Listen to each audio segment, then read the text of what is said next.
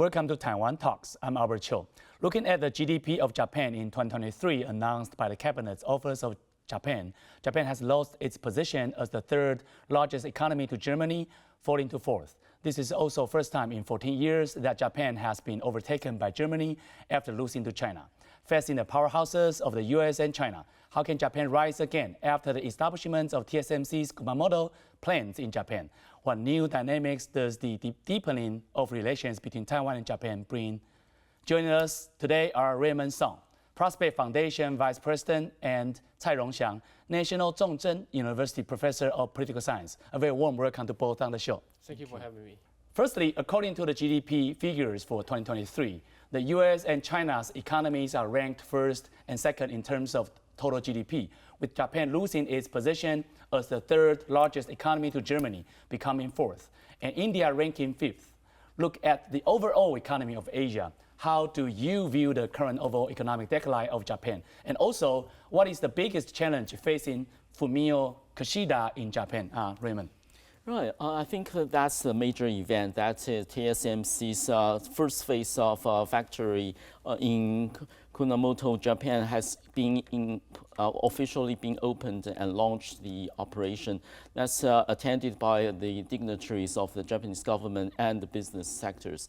That marked the really launching of the cooperation between the major enterprise of Taiwan and the Japanese whole society. What is remarkable is that the whole governmental machineries has been backing this project very strongly. Firstly, by, for example, subsidies. The first phase subsidies range to the 476 billion Japanese yen. Then the second phase is even higher, the amount to more than 700 billion yen. The total, the governmental billing budget assistance to this project will be as high as 8 billion US dollars. And also, the Japanese government paid this effort to cut red tapes and to do the very efficiency process. So we know that the factories between the time of this establishment and operation is less than 2 years, which is remarkable. And also the direct flight between the Taipei and Kumamoto has been opened. That's the first aspect. The second is also a deeper cooperation between the two societies in terms of supply chain. So to cooperate with this project, also we see for example, Japanese enterprise like Sony's SMC and the Toyota car manufacturers also becoming a part of the supply chain. And also we've been told by the enterprise persons that finding talents and finding workers for the factory is being easier than other places like America or Germany in Japan. So also that Japanese very, very advanced technology, especially in terms of materials and equipment. And you'll also find it's very essential places to be to this deeper incorporation between the two countries. So we see that that project is to the mutual benefit of both countries. So we are very, very excited to see these new projects being launched, and the prospect is even brighter. There is a news report indicates that because we all know that Japanese society has experienced for the economic downturn for several decades already, and in recent times there is a kind of small pickup in terms of the shopping kind of enthusiasm and things like that in the Japanese markets. But also kind of follow up, just short response to me is that do you think that this TSMC plan in Japan is going to stimulate Japanese economy? I pretty much agree with that. That will be a trigger for Japan to getting the hope to rejuvenate its manufacturing sectors, especially coming to the new realization after COVID that semiconductor productivities and capabilities will be essential for the not only the supply chain, also in global trade, and also for the supplier to the more advanced technology products. So Japan wanted to rejuvenate its semiconductor, wants to be the leading figures in the world. But nowadays, in the last 2 decades, suffer from the decline. But I think the TSMC and now the JSMC will be the trigger to the Japanese hope to rejuvenate its manufacturing. And also for Jung-hsiang, we know that the semiconductor competition is not only between say, Korea and Taiwan, but also between Japan and Taiwan. Sony, for one example, is one of the manufacturers of the semiconductor. So what is the Japanese government's mentality of inviting TSMC to build up plants in Japan? What's the calculation behind there? Okay, the thing is that Japan used to be the first they played the first fighter in chip making industry. They were the number one. But the thing is that the TSMC in Taiwan came from behind as the front runner. Okay, for the Japanese, right now their strategy is win-win strategy, because if you cannot beat them, you join them. Okay, because they try to have their first the TSMC. We call that JASM, right? Japan Advanced Semiconductor Manufacturing. You look at the name because it's not TSMC in Japan. It's JASM in Japan. So the thing is that they have been working around the clock to build the first fab, and they are gonna have the second fab after this. The thing is that eventually they are gonna have a mature process and advanced process of nanometers. That means behind 7 nanometers, because Taiwan is very good at this, right? So the thing is that for the TSMC, it's like you cannot put all the eggs in one basket, okay? You need to, so the risk distribution or mitigation. But the most important thing is this. You're gonna leave all good quality eggs at home in Taiwan. That's the thing, okay? Okay, also, let's kind of talk about the role of CCP, the Chinese Communist Party. Amidst the ongoing US-China rivalry, there are opinions suggesting that globally, including Japanese corporations, there's a trend of accelerating withdrawal from China. However, Wu Jianhao, the Chinese ambassador to Japan, believes that there's no so-called exodus. If foreign companies withdraw due to their lack of competitiveness, it is the result of the market mechanism. But if foreign investors have concerns about the business environment in China, the Chinese government is very happy to have a discussion for improvements. So what exactly is China thinking now? And especially, would you kind of respond to this question in the context of this China-Japan relations? All right. Raymond. I think there's no denial of that capital exodus out of China is really happening. Back to September last year, 2023, the single month in September, the exodus of foreign capitals amounted to 54 billion US dollars, which is the highest in 7 years. So I think that's due to the foreign corporations retreating from their operations in China, due to firstly the economic downturn in China, also the other unreasonable treatment like the Espionage Act and unwanted, unrestricted detentions. And also another source is the wealthy Chinese also retreating their funds from the Chinese to other countries. Also, we see that the CCP, to respond to that, they imposes stricter restrictions for the capital loss. But there's still happening. So the foreign direct investment into China is also declining very rapidly. So there's really no denying. Further evidence is provided by the Chinese parliamentary conference just happening in March this year.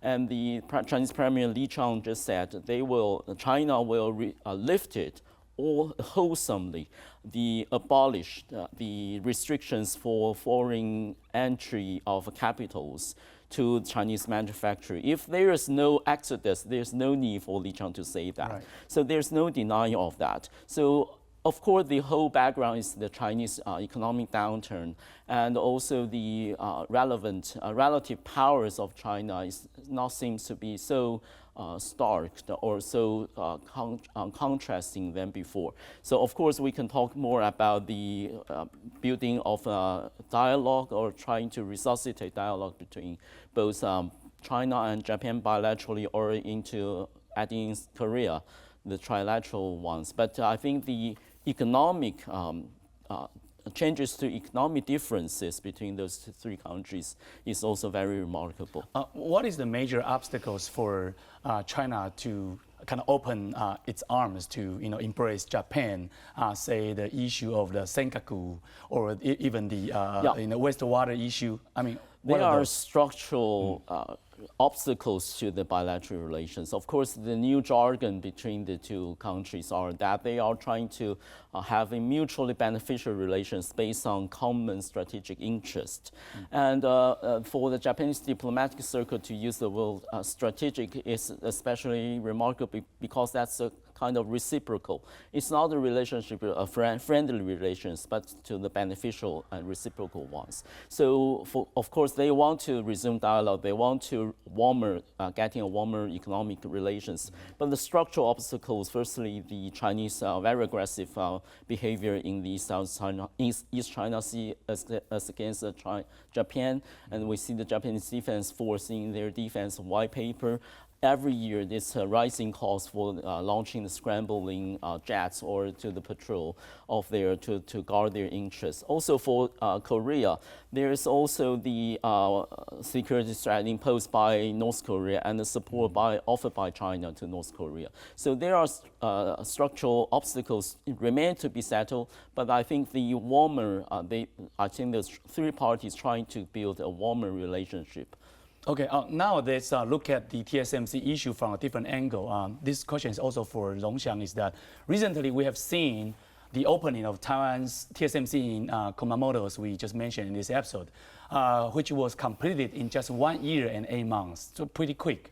The progress not only surpassed the TSMC's project in Arizona in the United States, but also swiftly moved to start construction on Kumamoto's second plant. So what are the calculations behind Japan's cooperation with TSMC? Maybe you addressed this already a little bit, but also I wonder, does Taiwan's international strategy with TSMC provide tangible help for Taiwan's security itself? Of course, like I say, we don't want to put all the eggs in Taiwan. So now the TSMC has a fab in Arizona and a fab in Japan and a fab in Germany. That's the we call risk spray. And the thing is that why is the TSMC so good? Why is TSMC the number one? The thing is that TSMC semiconductors, they have a high yield rate and low defect loss. And also in the meantime, they build tailor-made chips for customers, which is, we know this is the original design manufacturer model, ODM model. So this is why they can get ahead, they can be the first runner. So it's very important for any foreign countries, if they want to boost their economy, they are supposed to help, work with Taiwan, because chip making industry, it's a diamond, okay? It's very, very helpful for Japanese economy, because Japanese economy is in, we call the period of last decades. They have a serious problem of deflation, okay? So how do they deal with this kind of problem? Because the Japanese society is aging, okay? So they are supposed to maybe raise their wage, but it's a trade-off. If you raise the wages, and then you're gonna get a serious problem of inflation. When you have inflation and deflation, you have stagflation. So it's a dilemma. So maybe for Prime Minister Kishida, he has to implement the Goldilocks principle. Not too high, not too low. Okay, that's the thing. But it is a trade-off. So even Japan lost one notch, especially now it's the fourth place, but it's not a big deal. Okay, still Japanese economy is still very strong. Okay, Rong-Xiang, also Gina Raimondo, a key figure in the Biden administration, and she's also the U.S. Secretary of Commerce. She has promised to ensure the success of the American plans. As we just mentioned, the progress is kind of delayed. How do we view the Biden administration strategy? Where this accelerates the progress of TSMC's plans in the U.S. before the end of the election this year in the U.S.? The thing is that the first Chips and Science Act, the first one is for domestic industries, like Intel. And then second wave, the U.S. said, okay, maybe we can appropriate some funds to the TSMC. So the TSMC in Arizona will get there, okay, sooner or later, because they have to, give funds for the domestic enterprise first, because this is American first policy. So the other thing is that because the TSMC fab in Arizona is much bigger than the one in Japan, so it takes much longer time to build up that kind of, the fabs. So we should be patient. Okay. We should be patient. All right. Let's now move on to talk about the Taiwan-Japan relations. In the 1980s, Taiwan made significant progress in learning Japanese technology, from home appliances to car manufacturing. Up to the present day, Taiwan has integrated with the international community through the semiconductor industry, especially with increasingly close semiconductor or cooperation between Taiwan and Japan. At the end of February this year, the Japanese emperor's birthday celebration received extensive coverage by Japan Broadcasting Corporation, NHK. Since the suspension of diplomatic relations between Taiwan and Japan in 1972, it marks 52 years until Taiwan's current president, Tsai Ing-wen, and Vice President William Lai attended the events again, indicating the close relationship between Japan and Taiwan. So my question for Raymond is regarding NHK's extensive coverage of Taiwan-Japan relations. In the past, Japan did not invite Taiwan to attend the Japanese emperor's birthday celebration, considering China's stance. So how do you view the current changes in Taiwan-Japan relations? That event is, of course, the high watermark, hallmark of the bilateral relations between Taiwan and Japan in the late example. But the warming up of the two bilateral relationship actually come from a long way, due to several factors. Firstly, is the people-to-people and society relationship, especially Japanese people are truly very wholeheartedly grateful to Taiwan's citizens who devoted and donate a large sum of money and materials to relieve the disasters suffered by Japan. And also the cultural closeness also being warming up, like the tracing of the roots of the Japanese who born in Taiwan, and also the in here locally the Japanese heritage of the Taiwanese societies. Of course, also in geopolitical terms, that the Taiwan contingency is a Japan contingency. It's now a widespread, generally accepted premises to work on across the sectors in Japanese society, including the policy circles. So Japanese people are work very hard to work on that contingency, even to the doing a table desk games, war games to try to counter to figure out the policy loopholes in the decision making. And also, of course, the fourth one is that the Taiwan-Japan also facing a common enemies or hostile forces, which is mainland China.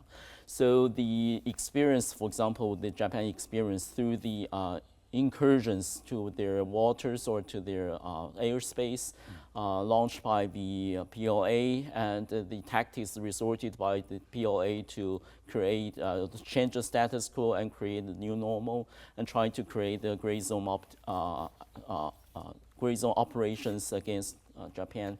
And the Taiwan's security situation will be very close to the Japanese heart. So those are factors that we see a very strong foundation between the two countries. Of course, there's another matter that in a case of Taiwan contingency, what will Japan do? Of course, that is calling for even deeper cooperation between the two governments on all levels, including on the governmental levels. Rong-Xiang, so yes. Does that mean, the invitation for President Tsai and also Vice President William Lai to attend this Japanese emperor's birthday ceremony, does that indicate that Japan does not really care about China's reaction anymore when it comes to there's a further sort of like almost like semi-official contact between Taiwan and Japan? Yes, it's like the Japan's version of one China policy. Okay, so they want to separate Taiwan and China differently, because during the fourth Taiwan Strait crisis in 2022, right? After Speaker Pelosi visit to Taiwan, and China fired 5 ballistic missiles that landed in the water of Japanese EEZ for the first time. So that's the thing, because like Mr. Sung say, a Taiwan contingency is Japan contingency. Japan is adjacent to Taiwan, okay? So they would like, so the thing is that Japan would like to stand shoulder to shoulder with Taiwan if a collapse erupts. It is China that is bringing Taiwan and Japan much closer. That's the point here. So Taiwanese people has been helping Japanese people when they have natural disasters, right? So we have a special bond with Japan. That's for sure, okay? So because according to General Michael Arthur, he say if Taiwan fell under communist control, it will threaten the laws of Japan. Many years ago, okay? So that's the issue here. Okay, now let's talk about the Japanese citizens' attitude towards China. According to surveys by Japanese media on the favorability of Japanese people towards various countries, 74% of Japanese expressed dislike for China in general. And this figure has exceeded 70% for 6 consecutive years. Sino-Japanese relations have gradually become colder, even though we talk about all kinds of attempts to strengthen the China-Japan relations by the national leaders from both sides.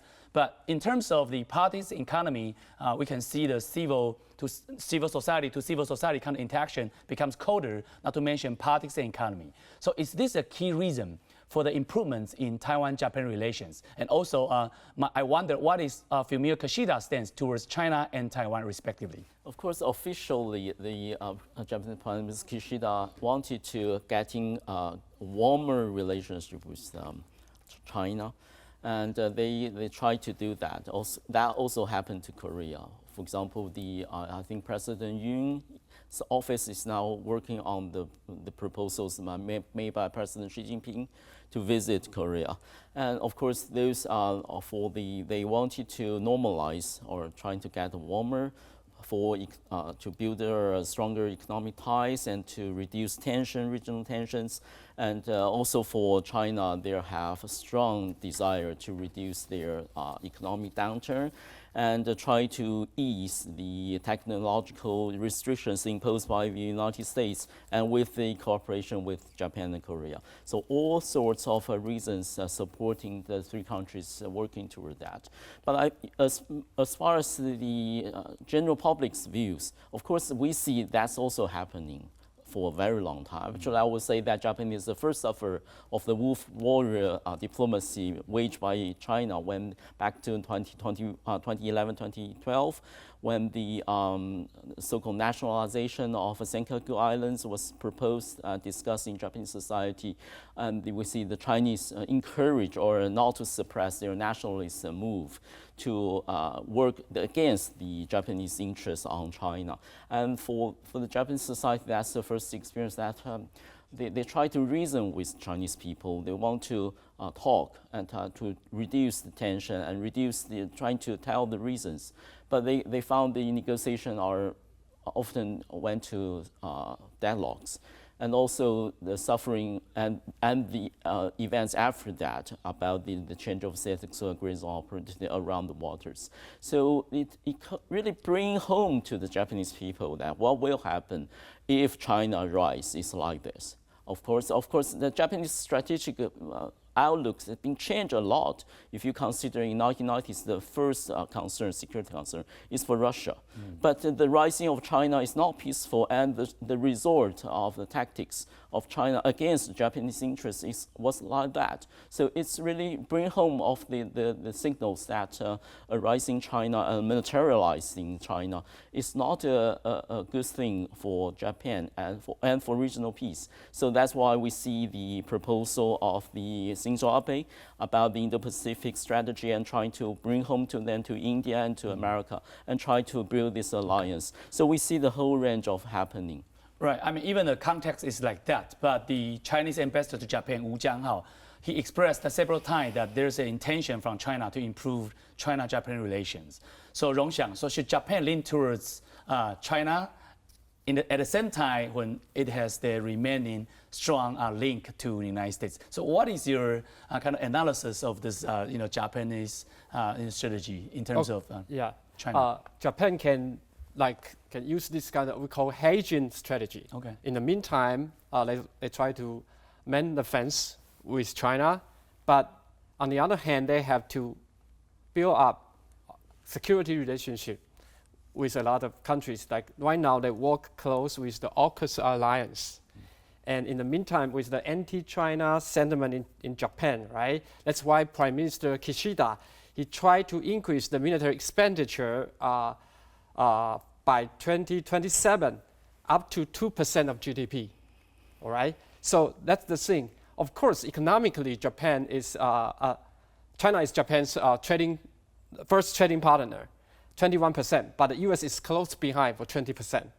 It's somehow pretty much the same. Okay, the thing is that Japan is not gonna appease China at the expense of Taiwan. Okay, Rong-Xiang and Raymond, thank you for the great insights. Thank you. Okay. In this episode, we talked about TSMC's new plans in Japan and what that means to Japan-Taiwan relations and Taiwan's security. We also discussed the incoming visit by President Tsai and Vice President Lai to Japan for celebrating Japanese Emperor's birthday despite China's pressure. Did you like this episode? Leave us a message and subscribe to Taiwan Talks. See you soon.